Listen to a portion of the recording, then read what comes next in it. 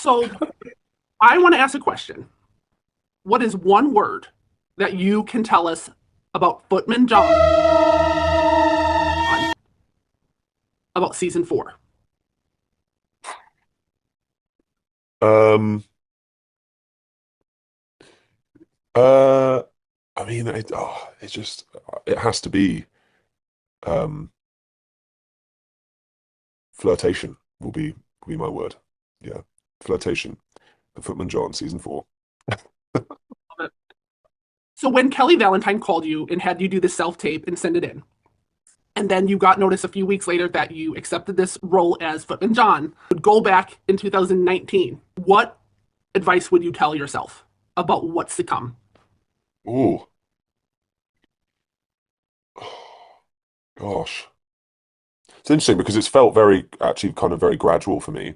The process of slowly kind of becoming more of a part of Bridgerton over the course of many years. So, whereas I know for some of the other cast members, it was like 0 to 100 in a matter of 24 hours when Bridgerton season 1 came out. So I was lucky that I never had to go through a complete like extreme thing. But my advice would be what I told myself at the start of season 4 shooting, which was to just enjoy it. Just enjoy the magic of the fact that you are doing this. And it's so tempting. It is so endlessly tempting when you're on set or off set, waiting to be, to go into work, or at the end of the day, or when it's freezing cold and you're hardly doing anything, and you're like, what am I even doing here? You're frustrated, whatever it is. It's so easy to complain, and actors. I love actors, but sometimes we can you know find the negatives in things, and I think that's a shame because actually what we're best at is finding the magic and the joy and the passion and the positive and everything. And so I just want to focus on that.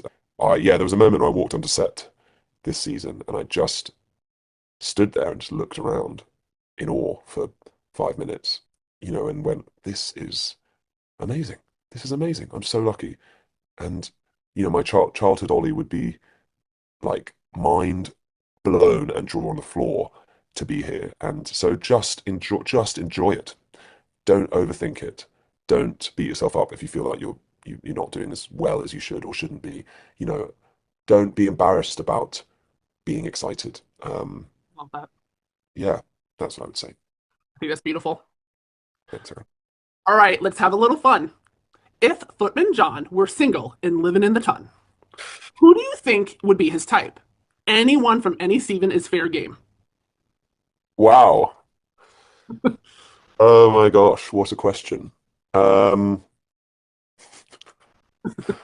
um, I think, mm, gosh,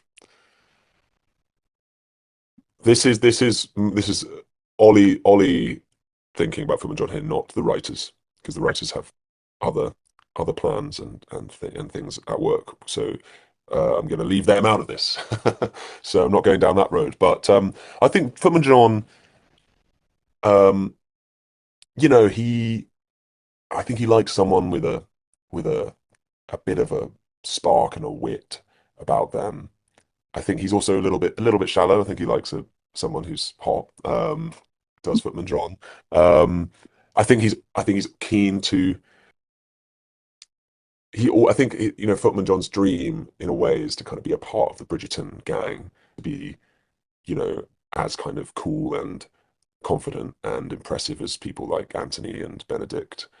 So yeah, I think like he's a man about town. I think he gets around. Oh, I think- really? yeah, I think so.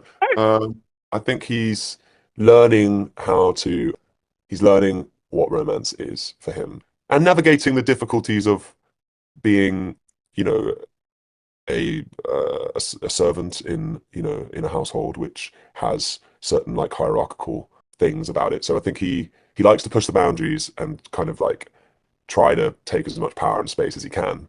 But that can get him into trouble because he's always wanting to, he's a people pleaser. He wants to make you happy and, you know, he's a flirt. So I think I mean, I feel like I can't really fully answer this question, kind of, because it's just going to it's going to um It's just for fun. for fun. Look, I there's absolutely no doubt. There's no doubt that he like really loves hanging out with Eloise. You know, sees her as a really admirable, feisty, intelligent woman, and I think he's like kind of in awe of her, really. Like she's so smart, and yeah, and like again, is just happy to help, and you know, it, I think but he is also professional, so I think he'd be very aware that you know he is employed by the Bridgerton family, and first and foremost, he is their biggest supporter and fan, and is there to keep them safe and keep them happy. I think, let's say at the moment, I think Footman John, he's down the pub with some of the other below stairs characters, having a grand old time, having a few beers, and getting up to all sorts of naughtiness. Yeah, so that's my answer. Love it. I love it, Ollie. Okay. What's it like performing when Footman John is observing things happening? And that tool probably has to be used in theater quite often as well. What is a method that you help express that emotion on your face in action when there's no lines, but we know, for example, Footman John has seen things like, Yeah, you've seen all of it. and it's in Bridgerton. Like you were like, how do you dial that in? Well, I think that is actually a really difficult thing, and that's something that I've sort of that I think is different. It's very tricky because we're used to communicating with words, you know, with text and like things. I mean, but these are people who are people of few words, you know, and they're lower status, lower class characters, and so they don't have the same entitlement to be able to take up space in that way. So you're right. I think it's about creating an internal life. I think it's just being active. It's just being truly present, you know, and actually, yeah, just breathing. Um, I think that the key thing is that when people think footman in a and you know, this is how I approached it from the very beginning, and you know, the writers liked it.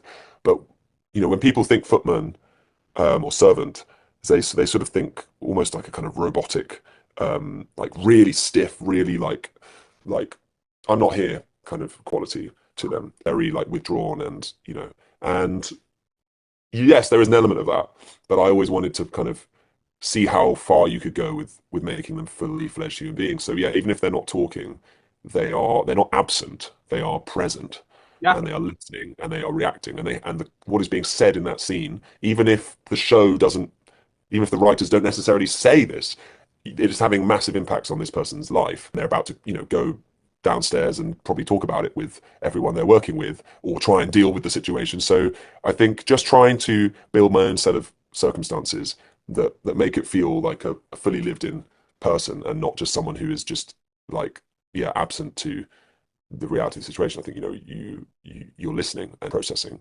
So, and breathing is so key. You know, whenever, you know, it's hard to breathe in those characters because you just kind of tighten up, and you're like, no, I'm going to breathe. I can breathe. I'm a human.